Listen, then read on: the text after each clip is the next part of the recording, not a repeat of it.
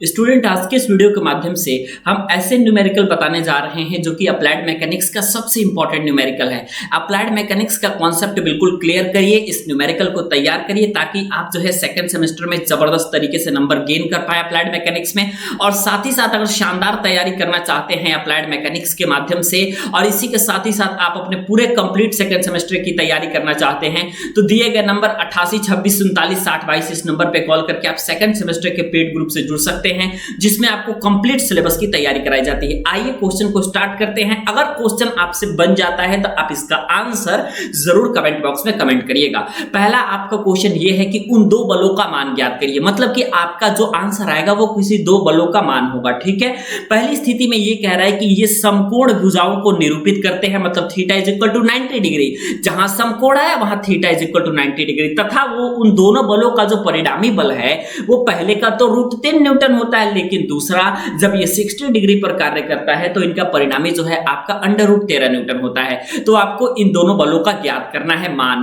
पहली स्थिति में देखिए आप लोग, सबसे पहली बात आपको दिया क्या है ये आपको देखिए। पहले में आपका जो पहले बल का जो परिणामी है R1 इज इक्वल टू आपका दे रखा है √10 न्यूटन और R2 इज इक्वल टू आपका दे रखा है √13 न्यूटन। ठीक है, पहले आपको ये करना होता है बच्चे कि आपको जो जो चीजें दे रखी हैं वो चीजें आपको यहां से लिख लेनी होती है। और पहली स्थिति में कह रहा है कि समकोण भुजाओं के निरूपित करते हैं, मतलब theta is equal to first case में आपका 90 डिग्री है, लेकिन सेकंड केस में अगर आप बात करेंगे तो ये आपकी 60 डिग्री है। ठीक है, अब आपको क्या ज्ञात करना है बच्चे, उन दो बलों के मान को ज्ञात करना है। आपको एक फॉर्मूला पता है बच्चे कि जो जब आपके किसी बिंदु पर दो बल कार्य करते हैं तो उनका परिणामी बल जो R होता है इसका मान कुछ होता है बच्चे। इसको बारे में आपको पता है कि इसका मान जो होता है वो p² + q² प्लस में 2pq cos थीटा, ये आपको पता है। आपका परिणामी दे रखा है और इसी p और q का मान ज्ञात करना है। अगर आपका दो इक्वेशन बना करके हल कर सकते हैं तो हल करके आंसर बताइए। जैसे प्रथम स्थिति में आपका R1 है,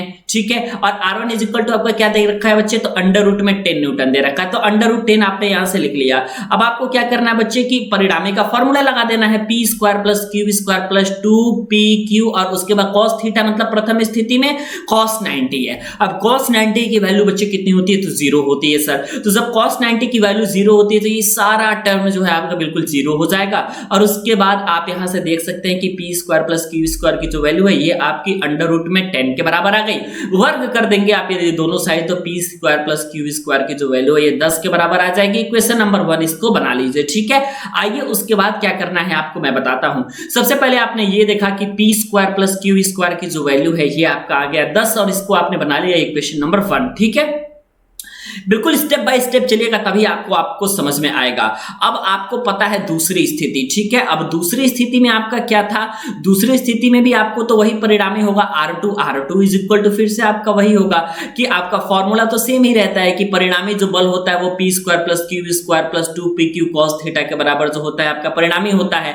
R2 की वैल्यू जो है वो आपकी कितनी दे रखी है बच्चे, तो √13 न्यूटन दे रखी है। ठीक है, और आपका जो थीटा है वो कितना था, 60 डिग्री था, यही तो था थीटा। देखिए यहां से आपने देखा था कि θ2 जो था कितने एंगल पे था आपका, 60 डिग्री के एंगल पे था, तो आपने यहां से θ2 भी आपके 60 डिग्री के एंगल पे देख लिया। और cos 60 की जो वैल्यू होती है वो 1/2 होती है। तो आप यहां से अगर अप्लाई करेंगे तो ये हो गया आपका p² + q²। ये देखिए यहां से मैं पहले पेन के कलर को चेंज करता हूं, p² + q² प्लस 2pq और cos 60 की जो वैल्यू होती है 1/2 होती है। 2 से 2 आप कैंसिल करिए, दोनों साइड वर्ग कर दीजिए तो आपका आ जाएगा बच्चे। यहां से आप देखेंगे कि p² प्लस में q² प्लस में यहां पे अगर आपका pq अगर आप लिखते हैं तो इसकी वैल्यू कितनी आ जाती है आपकी √13 आ जाती है। ठीक है, आप इसको क्या कर लीजिए बच्चे, इक्वेशन नंबर 2 कर लीजिए। ठीक है, अब आपको एक काम करना है, इस बात को आप लोग ध्यान दीजिएगा। जब आपने यहां से इतनी चीजों को देख लिया तो अब आपको करना क्या है बच्चे, तो अब आपको एक काम करना है और वो काम ये है कि पहले तो इसके ऊपर से आप रूट हटाइए। ठीक है, रूट हटाइए, क्योंकि रूट हटाएंगे तभी तो होगा, क्योंकि आपने अगर इसके ऊपर से रूट हटाया तो आपको इसके ऊपर से भी रूट हटाना पड़ेगा। दोनों साइड मतलब बराबर के इस साइड भी रूट था, बराबर के इस साइड भी रूट था, तो p² + q² plus pq is equal to आपने कितना निकाल लिया बच्चे, यहां से 13 निकाल लिया। अब ऊपर देखिए समीकरण 1 से आप देख रहे हैं कि p² + q² की वैल्यू यहां पे 10 है, तो यहां पे आप 10 लिख दीजिए प्लस में pq, इसकी वैल्यू कितने हो जाएगी, 13 के बराबर हो जाएगी।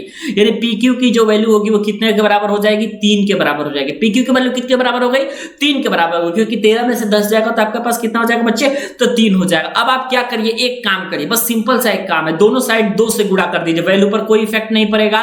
तो 2pq की जो वैल्यू है ये आपकी 6 के बराबर आ गई। इसको आप मान लीजिए इक्वेशन नंबर 3 और यहां से आपने जो है जबरदस्त तरीके से एक काम आपने कर लिया है। ठीक है, अब आपको क्या करना है बच्चे कि जो आपका समीकरण 1 था और जो आपने यहां पे 2pq आपने ये बनाया है, समीकरण 1 क्या था, p square plus q square था, आप इन दोनों को जोड़ दीजिए। ठीक है, तो आपको क्या करना है, देखिए सारा काम इसलिए हो रहा है क्योंकि p और q की वैल्यू निकाल रहा है और अदरवाइज कोई काम नहीं है। तो आपको क्या करना है बच्चे, समीकरण 1 ठीक प्लस में आपका समीकरण 3 कर दीजिए। तो अगर आप समीकरण 1 के LHS को जोड़ेंगे तो p square plus q square plus 2pq बन गया और RHS को जोड़ेंगे तो 10 और 6 16 बन गया।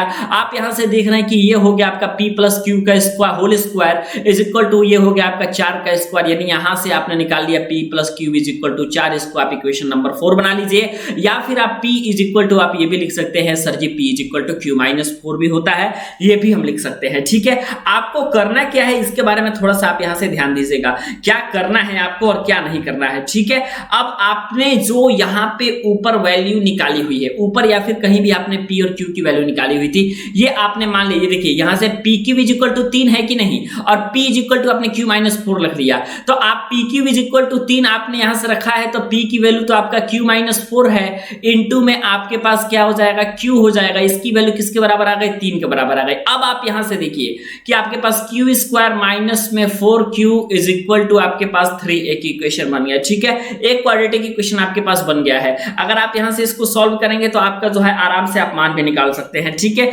कुछ नहीं हुआ है आपका 4 minus q is equal to आपका, यहां से देखिए 1 मिनट, यहां से मैं देख रहा हूं q माइनस 4 नहीं होगा बच्चे, आपका हो जाएगा बच्चे यहां से 4 माइनस q। यहां से देखिए 1 मिनट, इसीलिए कहते हैं ना कि थोड़ा सा आपका जो है ये कॉन्सेप्ट जो है आपका बिल्कुल आप लोगों का खतरनाक होता है, इसलिए हर स्टेप को आपको देखना होता है। तो p इज इक्वल टू आप यदि देखेंगे तो ये 4 माइनस q हो जाएगा, और यहां से 4 माइनस q अगर आप यहां पे रखेंगे तो ये हो जाएगा आपके पास 4 माइनस q इंटू में हो जाएगा q, और उसके बाद यहां पे हो जाएगा 3, तो यहां पे 4q माइनस में q square is equal to हो जाएगा 3।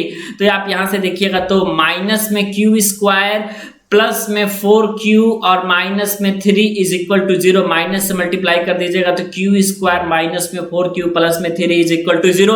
आप इस क्वाड्रेटिक इक्वेशन को सिंपली हल कर सकते हैं, कोई दिक्कत की बात नहीं है। ठीक है, आराम से ये क्वाड्रेटिक इक्वेशन आपका हल हो जाएगा, और q की जो वैल्यू है आपका 2 मान आएगा, चूंकि क्वाड्रेटिक है इसलिए 2 मान आएगा। पहला आएगा q इज इक्वल टू या तो 1 न्यूटन होगा, या तो आपका q इज इक्वल टू यहां से आपका 3 न्यूटन होगा, और इस q का मान आपको क्या करना है, इसमें रखना है। तो q इज इक्वल टू आपका 3 न्यूटन है, तो आप सॉरी पहली स्थिति में अगर q is equal to 1 newton है तो p इज इक्वल टू आपका 4 में से 1 गया तो 3 बच जाएगा, तो आपका p का वैल्यू आपका 3 न्यूटन आ गया। अगर आप यहां से q is equal to 3 newton रखेंगे तो 4 में से 3 जाएगा तो आपका आ जाएगा 1, यानी कि फिर p इज इक्वल टू आपका 1 न्यूटन आ गया, और आप यहां से आसानी के साथ परिणामी निकाल सकते हैं। ठीक है, क्वेश्चन बिल्कुल लेंदी है बच्चे, ठीक है, क्वेश्चन बिल्कुल लेंदी है, ऐसा नहीं है बच्चे कि क्वेश्चन बिल्कुल आपका आसान है, ऐसा कोई बात नहीं है, लेंदी क्वेश्चन है। इसलिए मैं कह रहा हूं कि आपको जो है जबरदस्त तरीके से तैयारी करनी पड़ेगी, तभी आप लोगों का काम हो पाएगा। ठीक है, चलिए अब आपने यहां से देखा बच्चे कि आप लोग जो है उतने सवालों को हल कर लिए। ठीक है, और आपको यदि वीडियो पसंद आ रही है और सेकंड सेमेस्टर की बिल्कुल जबरदस्त तैयारी करनी है, तब जाकर के आप लोग बच्चे क्रैश कोर्स ज्वाइन कर सकते हैं। तो 2 बल जिनका परिणाम है यहां पे देखिए 240 न्यूटन पहला है, 200 न्यूटन दूसरा है। ठीक है, अब आप यहां से देखिए बच्चे 240 न्यूटन पहला है, 200 न्यूटन दूसरा है, यानी कि आपका एक बल जो P है इसका मान आपका 240 न्यूटन है। Yes sir. अब आपका दूसरा जो बल Q है इसका न्यूटन आपका 200 है, और आपका जो थीटा है ये इनके बीच का एंगल है, ये 30 डिग्री है।